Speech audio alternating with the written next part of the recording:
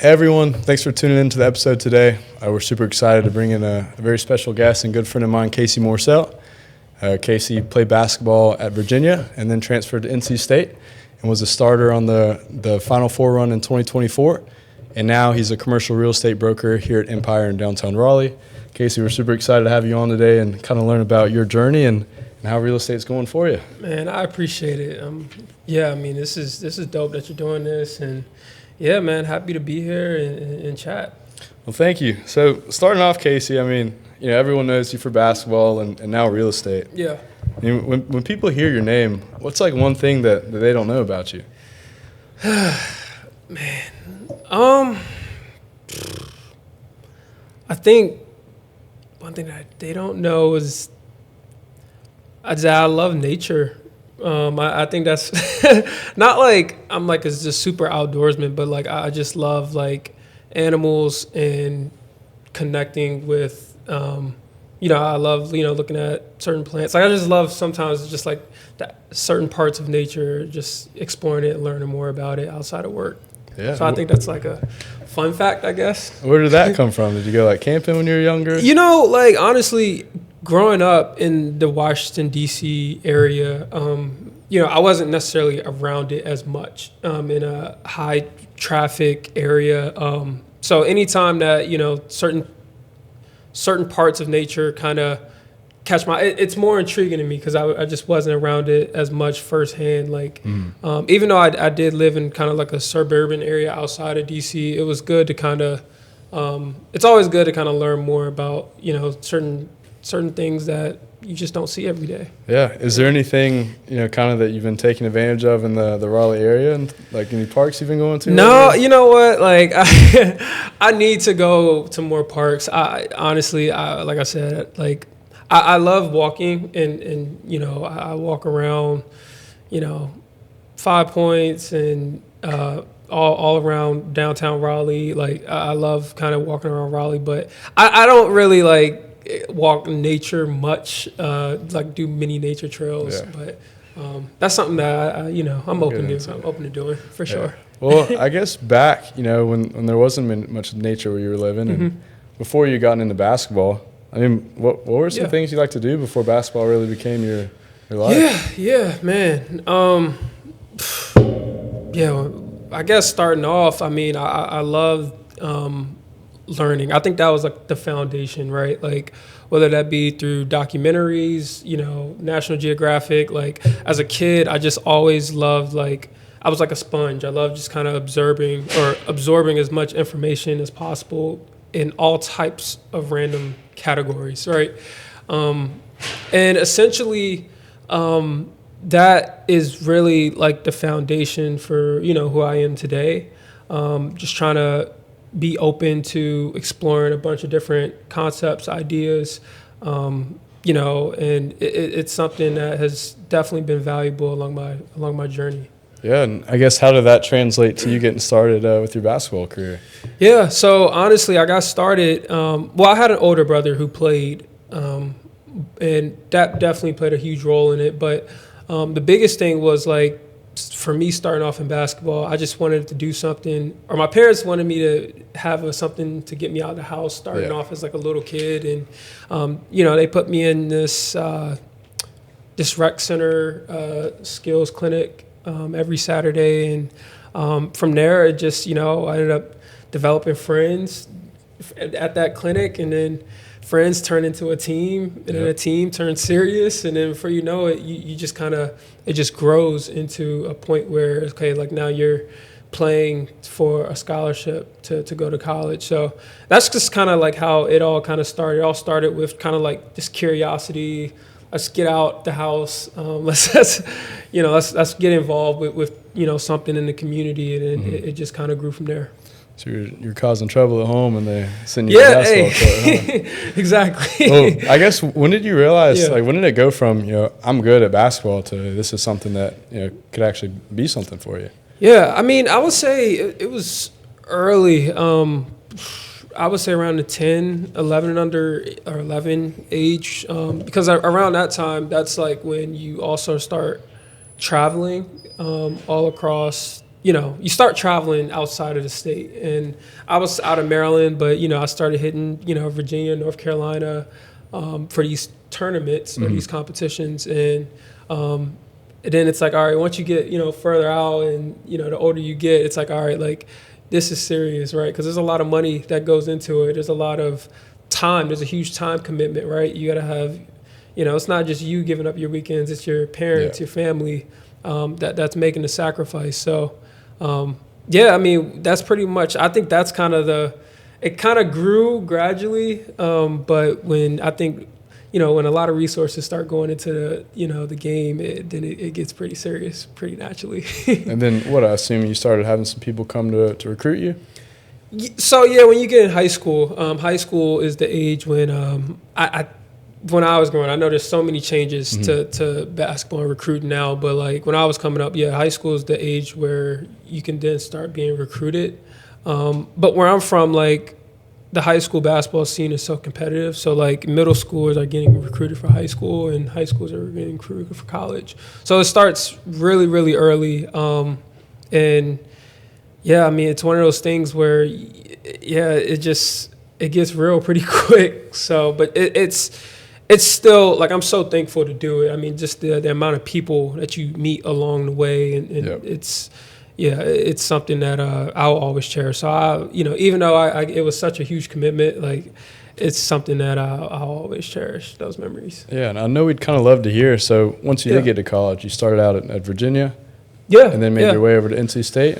Yeah, so I did. I started off at UVA, in Charlottesville, and that was a great experience. Going there and being in a different environment, right? Like I gone to school in DC, in the heart of DC, and going to Charlottesville, it's like night and day, two completely different settings.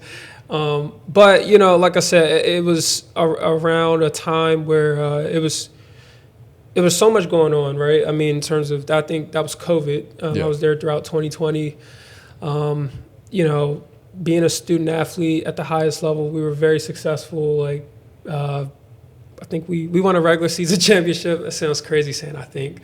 Like, I should know that, right? But no, we won we won a regular season championship. We had a lot of success during that time period. And then, I mean, I just ended up going in the transfer portal and transferring to NC State. Yeah. Well, man, I know you had a pretty famous run over here at NC State. I think some people would like to know more about. I mean, take me inside that Final Four run. Like, what are some things that maybe people didn't see or don't realize that really went into it? Man, well, I think I don't even know where to start with that whole run. I mean, there's so many stories that kind of go with that. But when I got to Raleigh, I think that was honestly one of the biggest goals, right, is to achieve something on that magnitude. And I think that's every player's goal in the country. But I think, like, NC State, it was one of those things that it wasn't going to happen overnight. It was going to take, a lot of trial and error to kind of pull something like that off. And honestly, that season kind of displayed that, right? Anytime you're working with a group, it's going to take time to get everyone on the same page. And that's not just in sports, that's in anything. And essentially, like, that year, the goal was just kind of, and I guess in sports, you never want to get too high too early, right? Like, I think for me, sports mirrors life in such a huge way, because I think that was like the goal. It was like, okay, let's just kind of keep going up. Let's just keep creeping up and getting better and better. And then it got towards the end of the season, as we were going up, we started having another down moment. But that down moment was so valuable because it's like, okay, now we all have our identity. We all know what we do. We all know kind of like what we have to do to be successful. And once you kind of figured that out, like, as a team, it was valuable because now it's like, okay, we have the recipe. We have everything we need. Yeah. So that's kind of like what we went into that's the mindset that we went into the postseason with. Was there a time in that down moment where you guys realized that, hey, this is, something that we can actually do? Yeah. I mean, in my opinion, yeah, I think, the regular season is your time to kind of figure that out. At the end of the day, like, nobody is really talking about how bad we were in the regular season. I mean, I remember it because I was in it, but, like, nobody really talks about that. So for us, it was like, it was just constant. It was like homework, right? Mm-hmm. It was like, let's, like you can graduate if you just do great on the major tests, right? Yeah, like, I mean, you should do your homework, but like, it's definitely not how I the do homework it. doesn't hold as much weight as what it does, for the exam. And it was like, okay, let's try to be the best version of ourselves for the exam. And, we were fortunate enough to kind of all have it come together at the right time. But yeah, there's just so many life lessons that kind of went from that. There's so many things I can take away and that I've applied to like the professional space. Everything that I've learned in sports. So. Hey all, real quick, this video is sponsored by myself and Lower Mortgage. Lower Mortgage is one of the fastest growing mortgage companies here in the United States. And I myself am one of the fastest growing mortgage lenders here in the Triangle. If you have any questions about interest rates or you're looking to buy a house, feel free to reach out to me here. We'll be more than happy to help. If you are a real estate agent who'd like to connect and work together, we'll be more than happy to do that as well. Feel free to reach out to me too. Thank you. I'd like to know, obviously you do have to have a very special group to do something like that. Yeah. I mean, who is the leader on that team and how did they lead? How did they get everyone together? So, I mean, the leaders were naturally kind of the seniors, the fifth year guys, the people that have been through college the longest. And essentially, our mindset was more just like let's get our identity, right? Like, who are we? What do we love to do? I think as seniors, like we knew that. Like, I'm not saying like, well, of course we all had goals and we all want to achieve big things, but like, at that time it was just like, we knew what we can do and we felt like we had what we needed to be successful. And it's all just, making it happen. But I think the best teams are player-led teams as opposed to coach-led.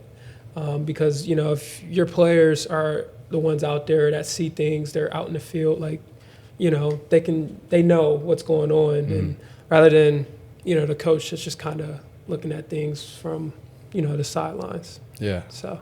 Well, what's one moment from that Final Four run that you think you'll cherish together? I mean, obviously, beating Duke in an Elite Eight, you probably got to feel pretty good after that. But I could imagine, you guys going out to eat the next day and kind of sharing moments like that. You know what? Like, first off, there's so many great moments that along that whole 1 month. But I think like just the journey. I think when we went to DC.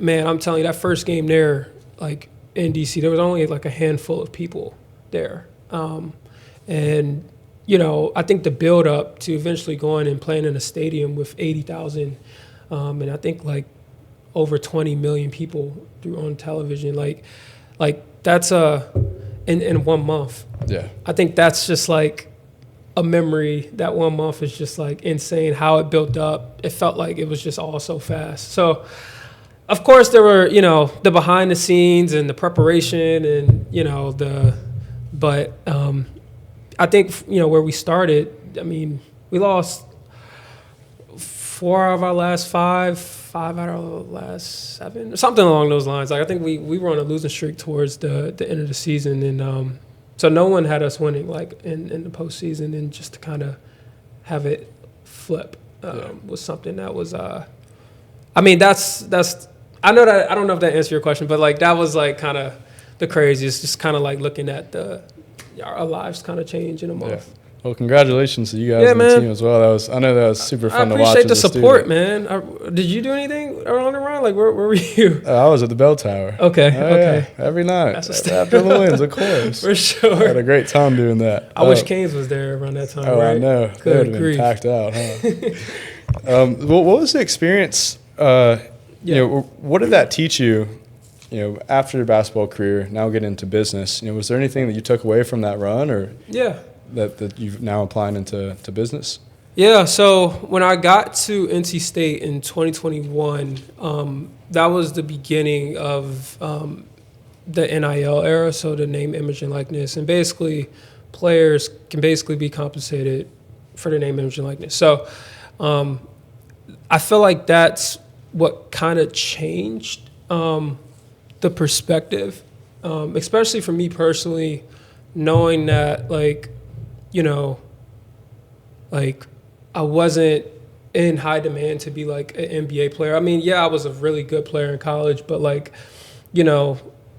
I can try to take I don't know, it's like you can try to be the needle in the haystack and better yourself to go that route, or you could, lay a strong foundation while I was playing. Of course, the success on the court, definitely help increase demand and value off the court. But at the same time, it was, for me, just important to kind of plant seeds and try to figure out, what was next.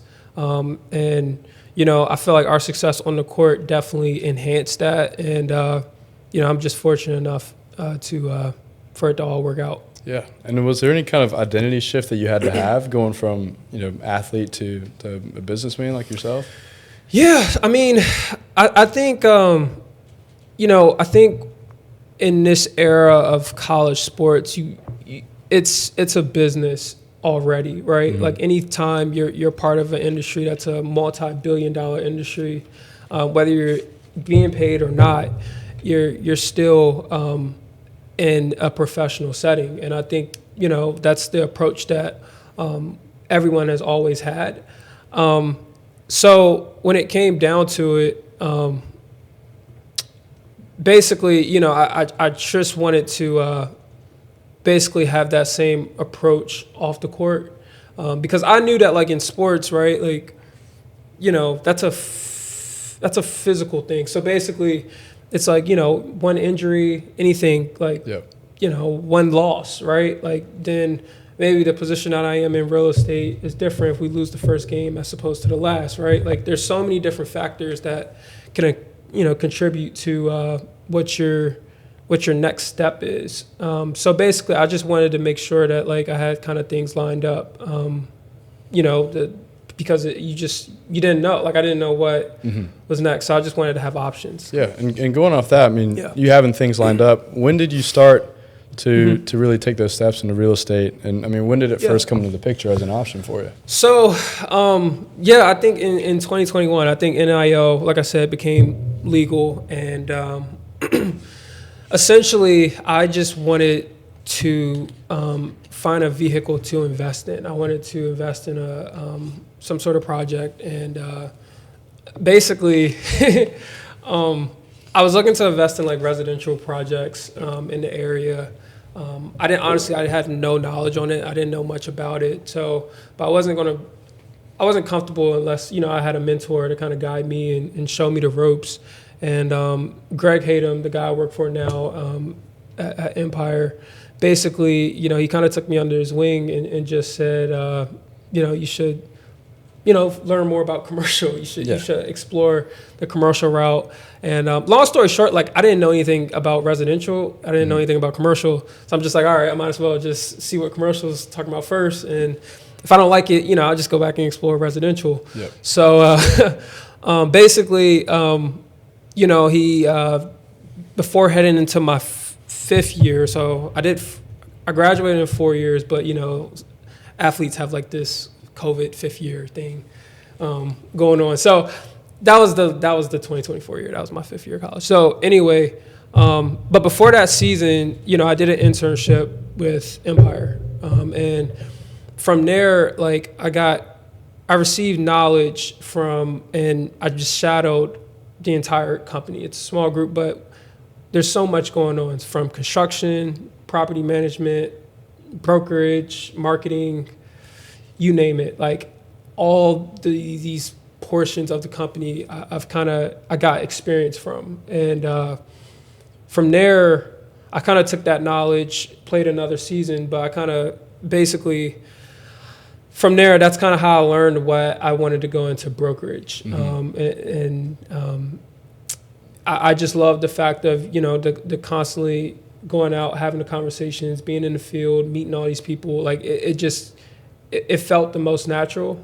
But what made it valuable was just like, okay, figuring out how all of these portions of other parts of real estate all impact the deal, all impact brokerage. So that was the foundation. And when I was done playing, it worked. It was a smooth transition. Of course, there was a large learning curve. I had a lot to kind of, how to. Commercial is one of those things where you can't learn it online. Like you can't learn it from you could try to do the read the books, watch the podcast, but at the end of the day, you got to be in it to fully know how to structure a deal, how to negotiate, how to, build up a book. There's so many other factors, because it's such a it's a people's business, and I think that's what kind of got the vehicle going for me. I think that plays into a lot about what you were talking about earlier, starting out younger, being someone that's always trying to learn new things. Yeah. I mean, I feel like a lot of people in your position still having a year of basketball ahead of them would be focused on that and not learning about commercial real estate a year early. So props to you for taking that on. I appreciate it. Yeah, man. I mean, I just think, I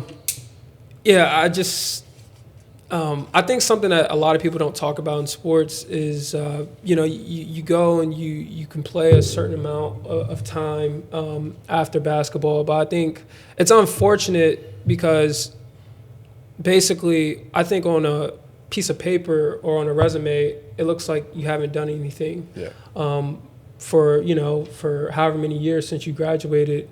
And essentially it was just I've seen that a lot. I didn't want to kind of be in that position. And essentially I just said, hey, there's a demand here. Let's just try to pursue this because it fits me and it fits what I want to do in the future. Yeah. And I mean, commercial real estate is often kind of a daunting industry for people to get into. Yeah. What do you think separates the people that ultimately make it in commercial real estate versus those that don't, or maybe that fall back to residential and aren't ready to take on that beast? Well, I think the first thing in general, and this is for all of real estate, is your network, right? I think it's so valuable to have a strong network, because even from a broker side, if I don't even know much about how to structure a deal, let's just say if I have the full book of business, right? That full book of business will take me very far. Oh, yeah. If you're constantly having clients. So basically, I think that's where it starts. The next thing, man, is you just kind of, it's on the commercial side, they take time, right? A lot of stuff, it's not like you come across your few dark horse, where it's some things happen a lot faster than others, but it takes time. So you kind of have to be patient and honestly have the willingness to see how things play out, because there's so many different factors that can change on a deal side, right? And honestly, I think a sense of urgency matters too. Patience in terms of, okay, let's just see how it develops. Let's see how the deal develops. But at the same time, time could kill deals at the same time. So you kind of have to find that balance and juggle it out. But it's great, though. I mean, every deal is so different. Every deal is unique. There's so many brokers, especially in this area, that are really, really great at creative in terms of how they negotiate or how they try to get something across the plate. So there's a variety of different skill sets. I know I said a few, but there's a variety of different skill sets that kind of are valuable, especially in this market where it's so competitive. Everyone wants.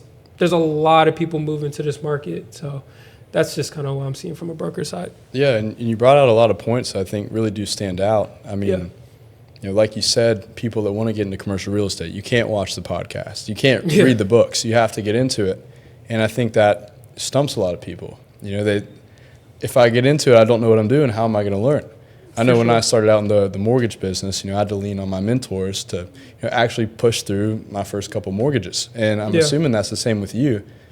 You don't know how to do everything on your first deal. I'm assuming that you kind of let your mentors help you out there. For sure. When I was getting my license, basically, the entire course was all residential. Like everything was residential. So when I got into commercial, like I got licensed before I joined Empire, but when I got into commercial, like everything that I learned, I don't say everything, but like 95% of the stuff I learned from getting my license, like I can't apply or I don't apply. So I had to learn everything, from scratch, just being in it, trial and error, but it served me value just from my time as an athlete at State, having an NIL network. I was doing a lot of stuff with businesses from the marketing side, and essentially that's what kind of, from there, then you kind of have a mentor that kind of shows you how to, structure things and how to bring a deal across the finish line. Yeah, and I think another thing that people may not know about you and your journey specifically is you had to take on a much bigger role than I think you originally thought you would have had to going into Empire. Can you walk us through a little bit of that and maybe how your sense of urgency helped you get to where you are? Yeah, so when I had joined Empire, basically I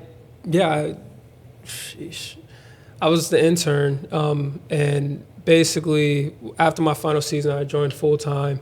And when I joined full-time, basically the same group that kind of like mentored me and guided me and showed me the ropes, essentially everybody left. Like everybody kind of went and got different roles and positions. Some people in the company, some people went on to join other groups. But when we were all together, basically I just learned a lot. Basically I was more in I started off more in an associate role.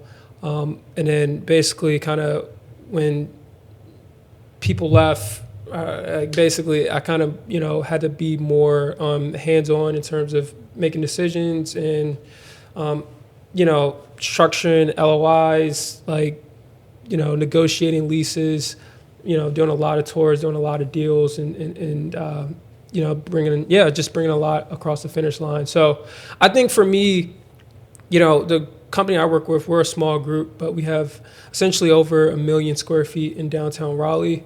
So basically, it's like I was like on a lot of listings in Raleigh, North Carolina. So essentially, it was one of those things where, I had to learn fast. I had to learn really, really quick. And this all kind of happened in about, I would say about 8 months with being with the company, or about that. So I had to learn fast. I had to learn quick, but it definitely served a lot of value because now, like being with a smaller group, it's not one type of deal that I haven't done.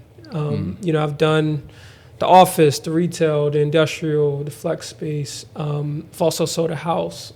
All right, so there's a variety of different things. So it's and I'm still learning every day. Still learning kind of how to be the best in this market. But it's been a pretty strong, I'm trying to just lay a pretty strong foundation. I think you'll be the best here soon enough. Hey, man, likewise, man. You're on that track, too. Well, I appreciate that. And I'm curious, you do work with a smaller firm. Yeah.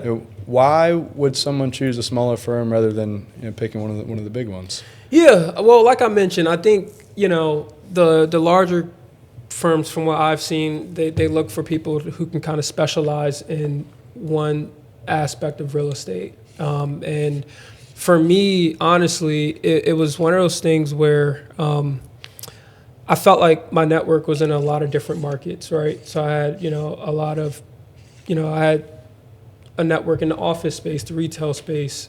And essentially, I didn't want to be, I didn't want to be cornered into one specific part of real estate.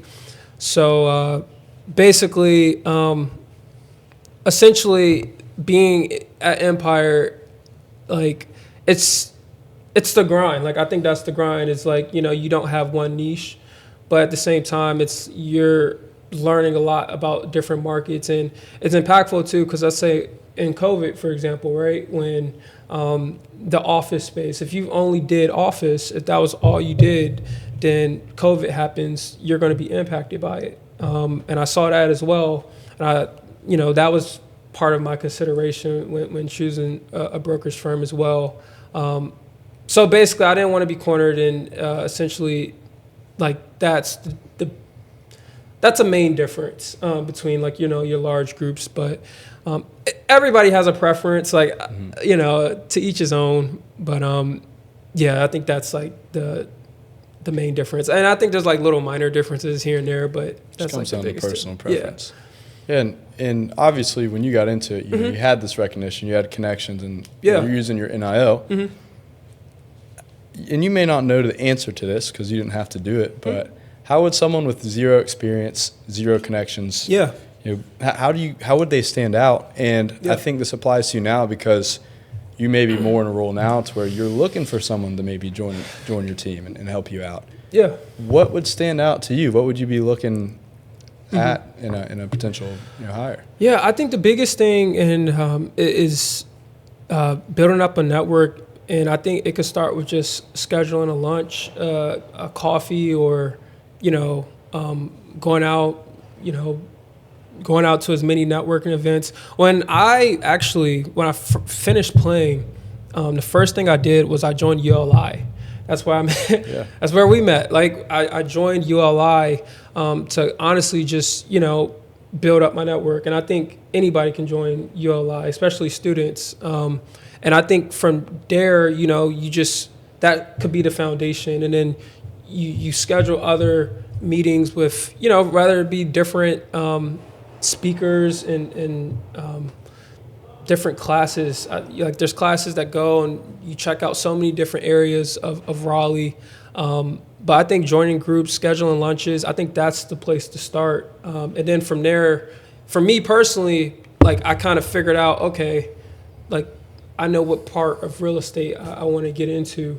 But like I said, especially for commercial, it takes conversation. It takes going out, having a network to kind of figure out, okay, this is where I'm comfortable. Yeah, and obviously, you know, you kind of have an advantage in getting into that. But what I think some people don't realize, and that we try to encourage the real estate club to do, is I don't know if it's the real estate industry or if it's just the people in Raleigh. Yeah. But as a young, you know, aspiring professional, you know, especially as a student at NC State, you know, there are so many people that you wouldn't think are willing to sit down with you and have a conversation that actually are. And it takes that, you know, initial cold email. Yeah. I cold emailed John Kane from North Hills one time, and he responded, and we ended up meeting. And it's like, that's the biggest guy in Raleigh that you could probably meet with, and all it takes is a single email. Yeah. Yeah, I mean, I think sometimes just asking for knowledge, man. Just when you can just ask for knowledge, I mean, the chances increase, right? But if you're trying to, you know, first conversation, ask for a job, you know, that changes a lot. So, you know, I think I saw it one time. It was like, I think, you know, asking for that knowledge could potentially lead to a job. So I think that's just kind of the perspective that a lot of college students, or, you know, people who are trying to figure out what path to explore. You got to get those meetings scheduled with the people who have been successful in the market. And an easy way, you know, like you said, to sit down with them and not, you know, directly ask for the job. What I've seen that works is, you know, hey, you meet with someone, you have that conversation, you share with where you're trying to go, and maybe they're not the one that can directly hire you or get you what you're looking for, but at the end you ask them, hey, is there anyone else that I should talk to? Big you know, time. If anyone in your network that maybe I should sit down and have this conversation with. You know, they'll maybe refer you to one or two people. Now you have a warm connection with maybe this person that you may not have been able to get in with so easily. Yeah. And it just helps, you know, continue to push your outreach. Like you said, it becomes like this domino effect. And before you know it, you got a whole network full of, you know, very, very successful people in the business. And that's how essentially how it starts. You hit it spot on. Specifically for people wanting to get into commercial real estate, If someone listening right now wants to be where you are in 5 years, what would you tell them to start doing, now, this week? Like, what steps should they start taking?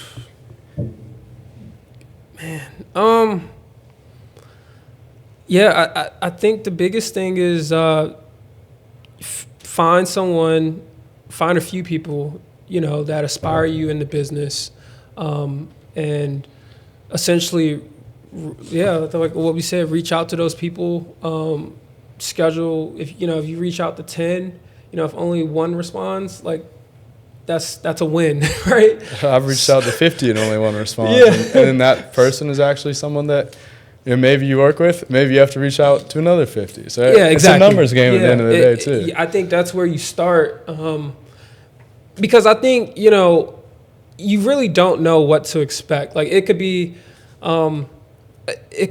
challenging depending on depending on what deal that you're doing or what development project that you're doing, or it could be smooth, right? It could, so I don't want to kind of paint one narrative as one thing being more challenging. Like you just kind of got to meet the people that can kind of give you that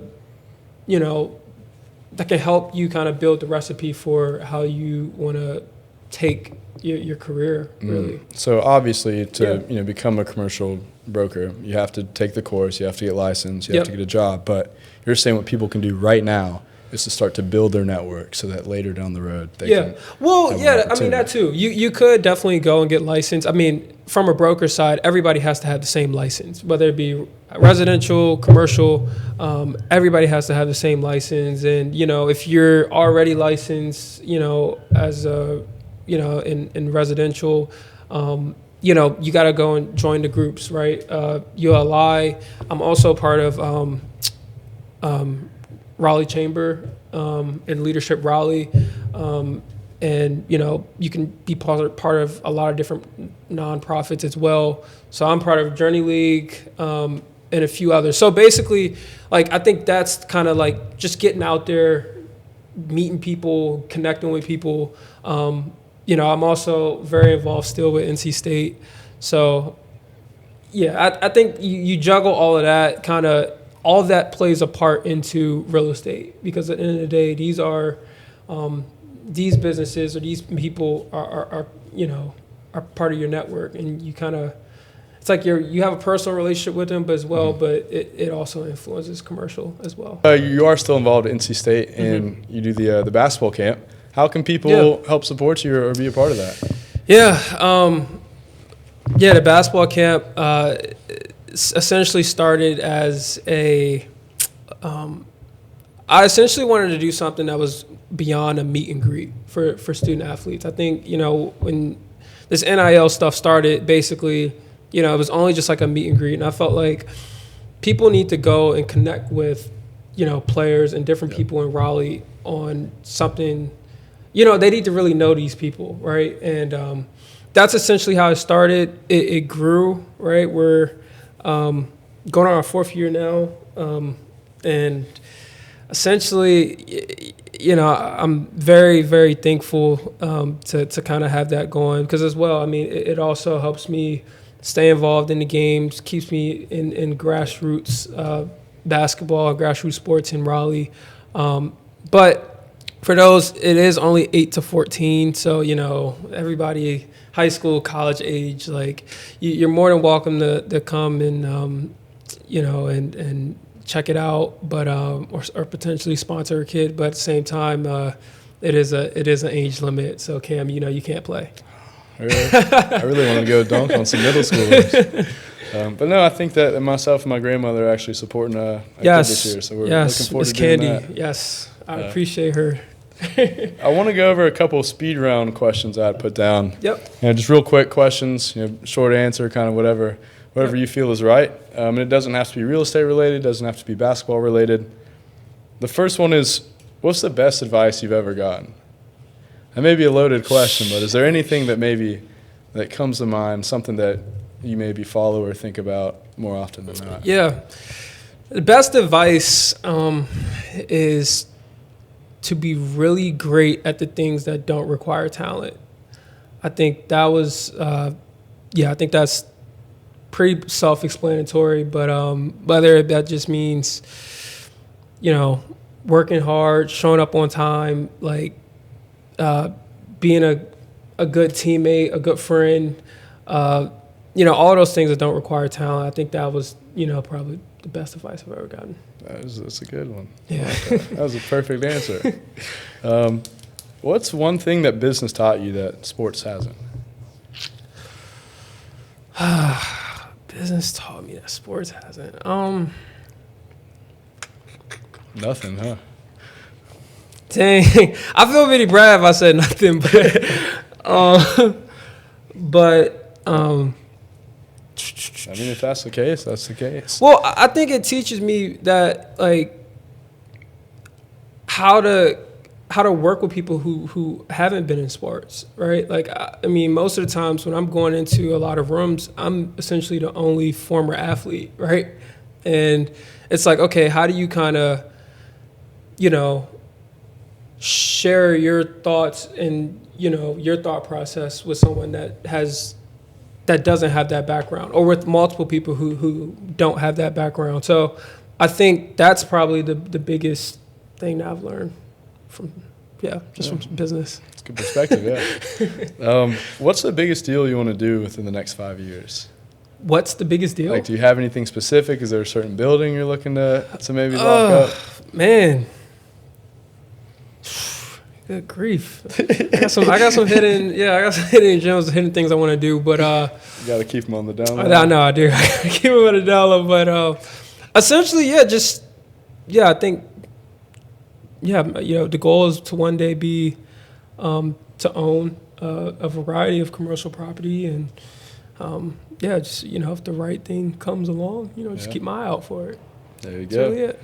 And obviously you've done a lot. You're at a pretty young age. You've been successful at a couple things now. I appreciate it. Is there anything else you're like currently chasing right now? Maybe are you trying to get outside more? You looking to travel more? You know what? Yeah, I think another big reason why I stopped playing was I love having a lot of time to go out and live a little bit. So looking to travel, looking to explore more of North Carolina, right? When I was at state, I was so busy as a student athlete, because once you're done with school, it's like you got athletics, right? And you have such a small portion of time to kind of see the rest of the state as a whole. So I think now it's just like, I want to go out and see the rest of the state. Not long ago, I think, when was it? Maybe a few months ago, I went to like the zoo for the first time, North Carolina State Zoo. And that was dope. Like, I wouldn't have much time to normally do something like that, especially so far away. It's like, I think, what is it, like an hour? I've never been. Never been? I was in San Diego about a month ago, and I went to the San Diego Zoo. I heard that's big time. I saw lions and tigers and elephants. I didn't see the pandas, but it's pretty cool. I heard it's nice out there at that zoo. What was your favorite animal? The giraffes. I actually got to feed the giraffes. Really? Yeah. So North Carolina Zoo, you can feed the giraffes, I think I've never done that before. So. Do you have to tap back into your vertical? Jump up there? No. You're already elevated, and you just give it leaves or some sort of plant. I don't know. I don't know what it is. Mixing the zoo with plants. That seems like it's right up your alley. Yeah. But no, I think you should definitely check it out. That was dope, for sure. Well, Casey, is there anything else that maybe you want to cover or advice that you'd have for younger people aspiring to be successful, whether it's in real estate or basketball or just life in general? Yeah. I think, like I said, I think be really good at the things that don't require talent, and especially in this market, it's super competitive with the amount of growth that's happening. So it's important, once you get into it, is to not get outworked, right? If something doesn't go your way, it's the next deal, the next deal, the next deal. A lot of people that I've seen from the broker side that are very, very successful is like they always have something in the works. They always have a a next play mentality, right? If something doesn't go their way, it's like they've essentially planted a bunch of seeds into so many different pockets of real estate that it's, they're always in a win-win situation. So I think, as a lot of young professionals get started into in real estate or a similar field, it's important to continue just to plant seeds and build relationships. There you go. And based off that, I mean, like you said, if you're watching, you're in the NC State Real Estate Club, and we definitely encourage you to continue to come to these meetings, pop out, network, meet new people. Also, if you want to get into, a ULI kind of program around Raleigh, feel free to reach out to myself, and I'm more than happy to help connect you with the right people. Sure. But Casey, man, really appreciate you coming on today and taking the time to sit down. Appreciate you, man. Let's definitely do this again. Of course, we will. Oh, man. Sure.